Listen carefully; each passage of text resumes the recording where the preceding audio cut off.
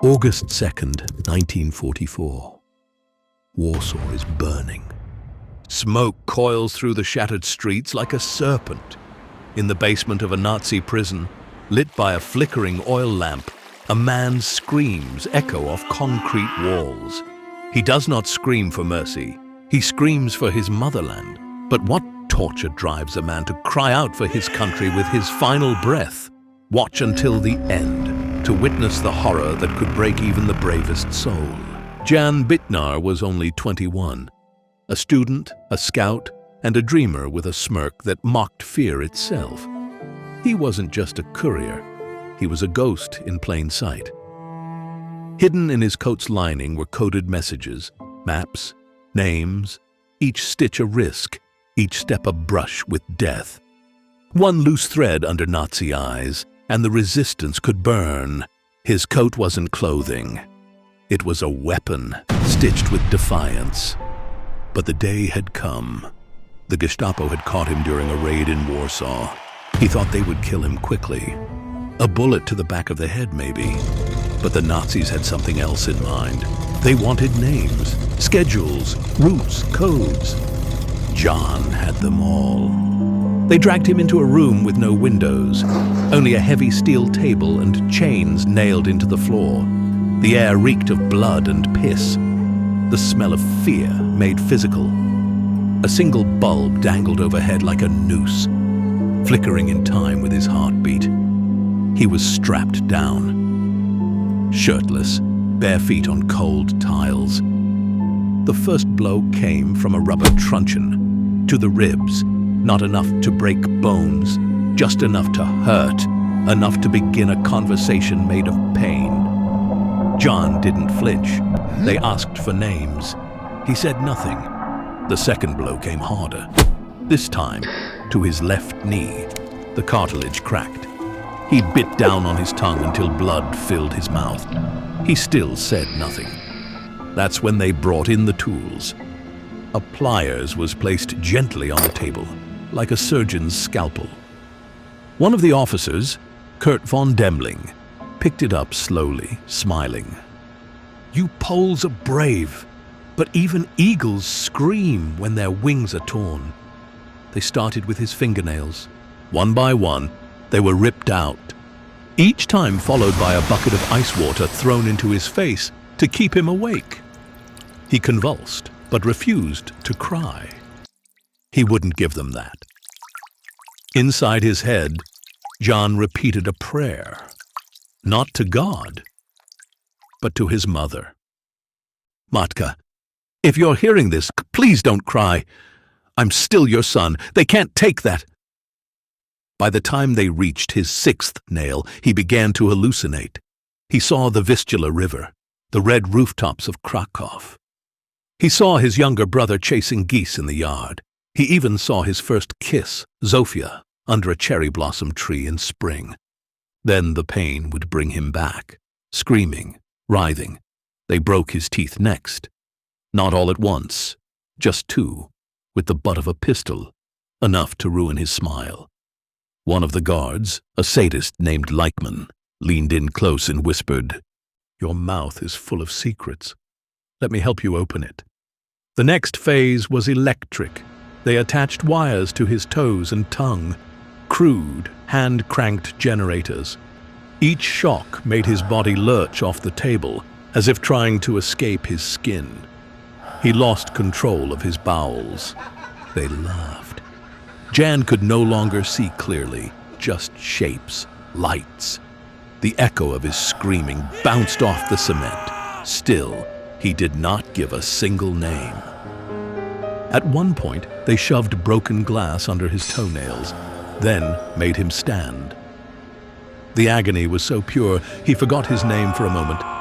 He collapsed, and when they lifted him again, he begged, but not for mercy. "Please, please, let me die in silence." The Gestapo officer spat on him. "You'll talk soon, or we'll move to the next level." They weren't bluffing next up. They tied John's wrists behind his back, tight, until his fingers turned white. Then they dragged him to the iron hook bolted into the ceiling. He knew what was coming. He had heard the screams from that room before. They hoisted him upward, wrists twisted and stretched behind him until his shoulders began to tear from the sockets.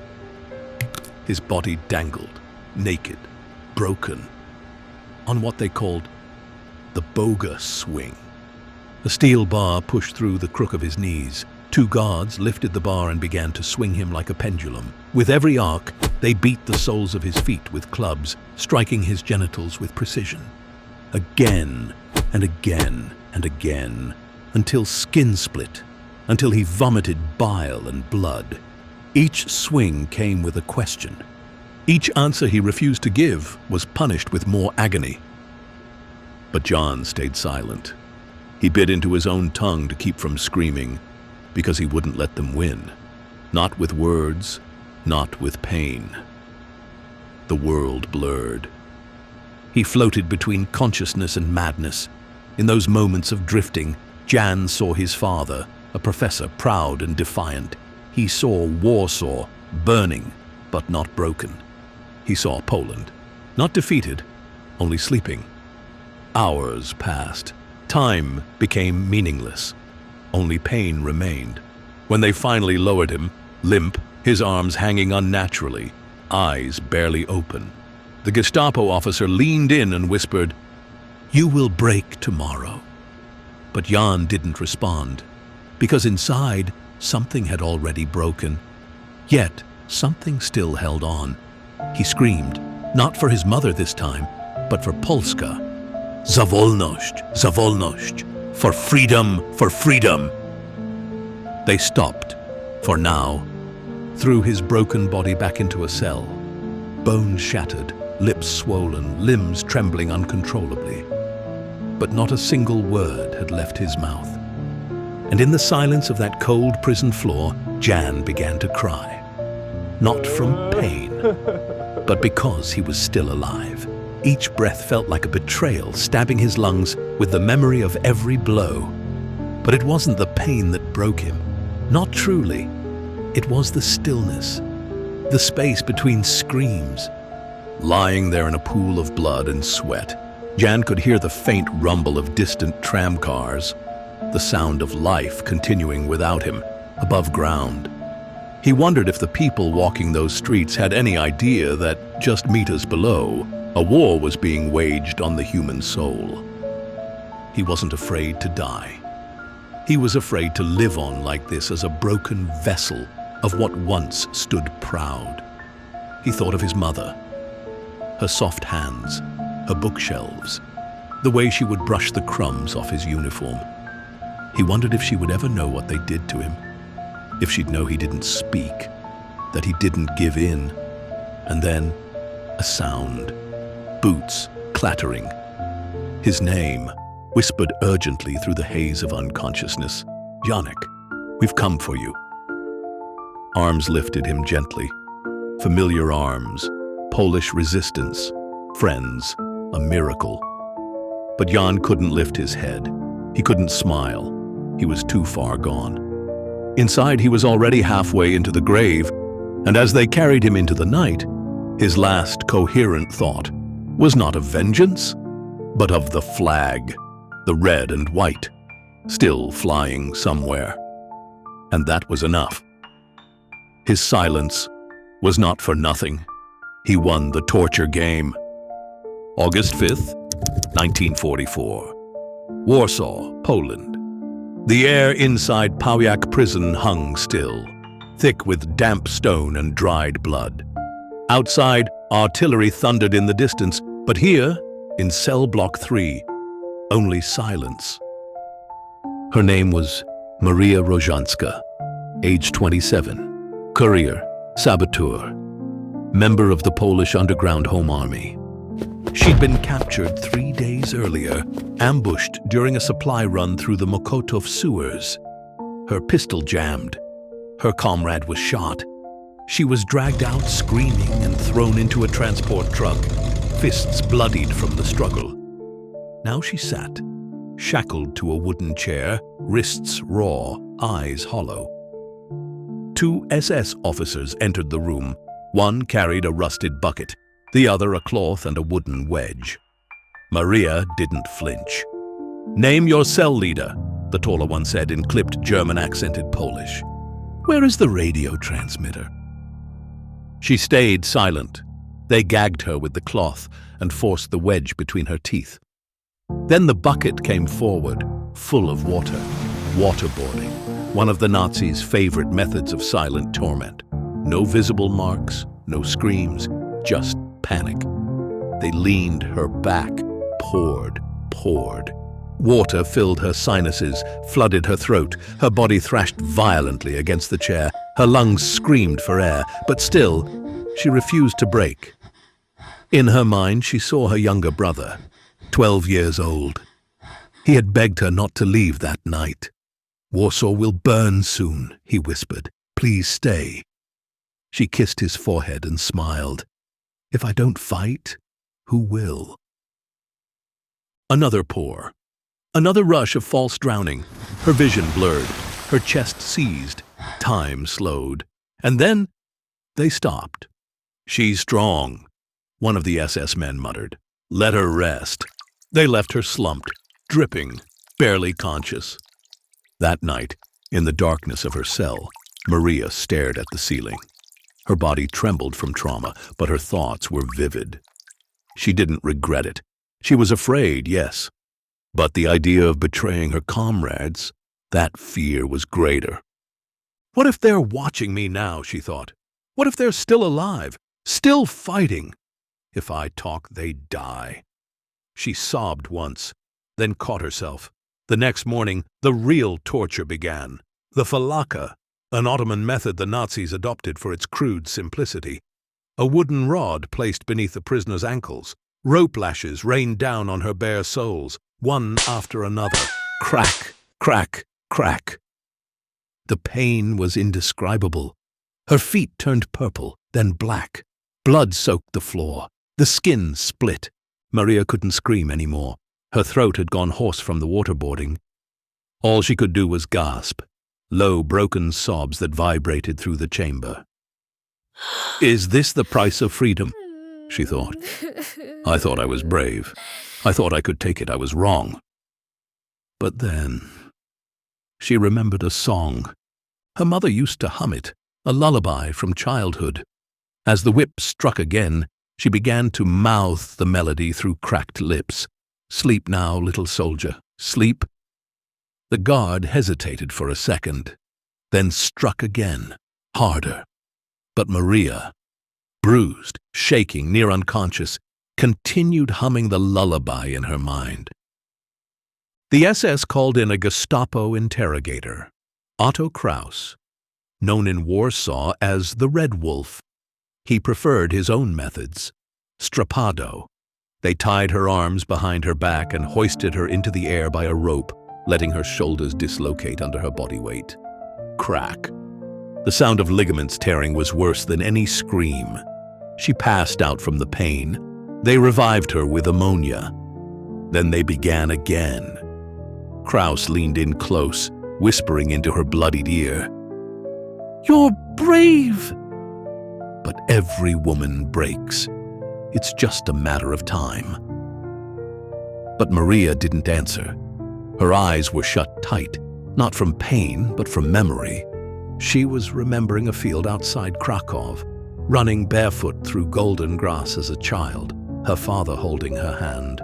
He had died in a camp, gassed in 42. She opened her eyes. "Then I'll be the first who doesn't," she whispered. 3 more days passed. No names, no transmitter, no information. The guards grew angrier. Tortures intensified. Fingernails were torn, teeth broken. Her ribs shattered from repeated kicks. They forced her to crawl across broken glass. Still, she clung to silence. But the worst part wasn't the pain. It was the guilt. Was she helping the cause, or just dying in vain? Were they even still fighting? Or had Warsaw already fallen? One night she broke down, not under torture, but in solitude. "I want to go home," she thought. "I want to smell bread baking. I want to hold my brother again." She sobbed, quietly, like a child. But then, she heard it. From the window slit above her cell, distant gunfire, and a voice, in Polish, a freedom fighter's voice. "We're still here!" She dragged herself to the corner of the cell, body shattered, face bruised beyond recognition. And she smiled. They hadn't broken her. Maria Rozhanska died 2 weeks later, executed in the courtyard. But her silence, her suffering, saved dozens of lives. Her unit regrouped. The radio station was never found. Her brother survived the war, and in 1995, Poland awarded her the Cross of Valor posthumously. Her name was whispered by survivors, carved into the wall of Pawiak by her own fingernails. "I did not speak." They brought him in at midnight. His name was Stanisław Matulewicz, 33 years old, a courier and forger for the Polish underground. He'd helped over 200 Jews escape the Warsaw ghetto using fake IDs, smuggled through sewers and checkpoints. He wasn't a soldier, just a man with a conscience. But to the Gestapo Nazis, he was an infection, and infections had to be cauterized. The first night, they didn't speak to him. They threw a bucket of ice water on him and stripped him naked in front of 5 men in black uniforms. He stood shivering in the spotlight, the concrete floor numbing his feet, his spine stiff with defiance. He looked into their eyes, saw no humanity, only hunger, like wolves. The first question was simple. "Names, who helped you?" He said nothing, just stared. A nod from the officer. The guard behind him cracked a wooden rod across his back. The sound was wet. The skin split open. Blood blossomed like a red flower. Stanisław didn't scream. Not yet. "They won't break me. I've seen worse. This is just the beginning. I can handle it." They beat him again and again. 12 lashes. Each one is slower than the last. They wanted him to feel the silence between the strikes. By the 6th hit, he started to imagine his wife's face. Anna. Blonde curls. Her laugh. He clung to that image like a drowning man to driftwood. Day 2. They tied him to a chair. Not with rope, but with rusty barbed wire. It tore into his arms and legs. Blood dripped in slow trails down his ankles. The metal bit into bone. Then came the questions again, and the electric shocks. They strapped clamps to his fingers, toes, and tongue. His entire body jerked like a puppet. His vision pulsed black and white. He smelled something burning, and realized it was his flesh. Still, he said nothing. "Anna. Think of Anna. Don't let them in. Don't let them win." Then came the psychological games. They brought in a young woman, covered in blood, screaming his name. "Stanisław, help me!" She wasn't Anna. She was a prisoner, used as bait. But for a moment, in his dazed mind, she was his wife. He lunged forward. The barbed wire tore his skin. The guards laughed. He broke down, but still didn't speak. Nightfall. They let him rest, on a cold metal table, chained like an animal. No food, no water, just a dim light, and the sound of distant screams from other rooms. That's when the doubts began. Why am I doing this? Will Anna ever know? What if this is all for nothing? The walls began to pulse. He saw faces in the stains on the ceiling. His mother, his childhood dog, a school teacher who once gave him candy. He laughed, then cried, then laughed again. The gods watched from the dock. Day 3, the mind break. They inserted wooden splinters under his fingernails, not quickly, slowly. They pushed them in, millimeter by millimeter, until the wood disappeared beneath the nail beds. Then they lit a match. He didn't scream. He howled, like an animal in a trap. His thoughts became fragmented. I want it to stop. I'll say anything. Number, no, you can't. What if I say one name? Just one? That's when they broke his toes. one at a time. Each crack echoed in the tiny room. With every break, he whispered a different name in his head. Anna, mother, brother, God still. Nothing out loud. Day 4. The knife. They wanted him to talk. They brought a small knife, a scalpel. They told him they wouldn't kill him, but they would peel his skin, piece by piece, until he wanted to die. They started at the stomach. A thin cut about 2 inches, not deep, just under the surface. Then another, across his thigh. Then on his arms, his neck. They didn't cut muscles, they cut nerves, to sting, not bleed. He moaned, cried, shook, but still refused to give them names. His thoughts turned against him. I want them to kill me. Please, God, kill me. Why won't I speak? Why am I still protecting people who don't even know I'm here? His lips trembled. He almost spoke. Then he remembered a child he saved, 6 years old. Miriam. Her mother kissed his hand the night he gave them papers. That memory, that kiss held him together. Final day. He was done. His skin hung like rags. His left eye was swollen shut. His tongue was cracked. His feet wouldn't hold weight anymore. They gave him one last chance. The officer leaned in, nose to nose. You tell us now, or we take your eyes. He smiled. Then you'll never see the country you couldn't save. They gouged his right eye out. He didn't scream. He passed out. He died 36 hours later. No name spoken, no words betrayed, just one note carved into the wall of his cell, scratched with a nail. They took my voice, not my soul. Warsaw fell, but not because men like Stanisław broke. It fell because men like Stanisław wouldn't. And the silence he left behind it was louder than any scream. They called them saboteurs, spies, terrorists. But they were students, scientists, poets, the heartbeat of a nation under siege. Jan Bitnar, bones shattered, but eyes still burning. Maria Rojanska, stripped, humiliated, drowned in silence, yet never spoke. Stanisław Matulewicz, beaten past recognition, but refused to beg. They endured the unspeakable, flesh torn by whips, fingernails ripped off, testicles crushed, teeth broken, lungs collapsed. But the real war was inside.